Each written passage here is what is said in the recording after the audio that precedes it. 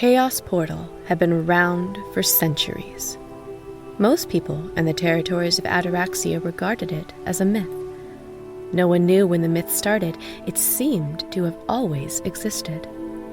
The myth said that the Chaos Portal was a magical gateway between every realm of existence, guarded by a secret order tasked with keeping the portal safe and closed.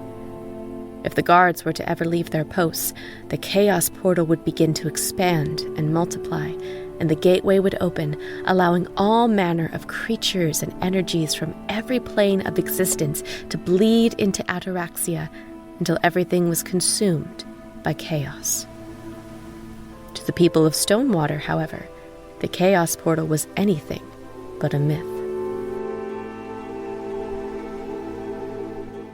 Stonewater was situated near the base of the Western Thunderthorn Mountains. It was a quiet little village where people lived in peace and harmony. It didn't receive many visitors from other villages due to it being a significant distance from civilization. However, once in a while, a group of traveling merchants would pass through selling goods from far-off places. Though small, Stonewater held a large secret. Just northwest of the village was a forest, and through that forest was a camp situated at the mouth of a cave. Inside that cave stood the very real and very dangerous Chaos Portal.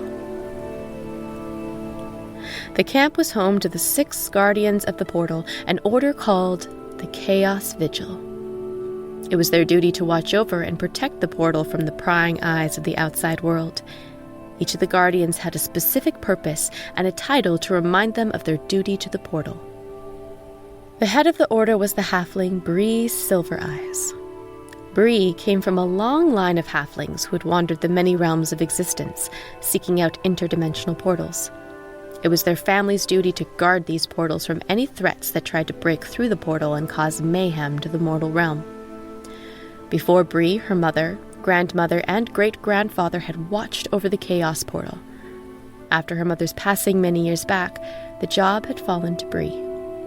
Despite her small stature, Bree was strong-hearted and well-respected by the other guardians, and she respected each one of them in turn. The remainder of the guardians included Lycos, Zaphon, Lalania, Kailani, and Dormholt. Lycos was a half-elf born from a human father and elf mother whose knowledge of the Chaos Portal's magic and history was unsurpassed by any being in the material realm. Zaphon was a mysterious devilkin whose connection and abhorrence towards the realm of demons made him a valued member of the order.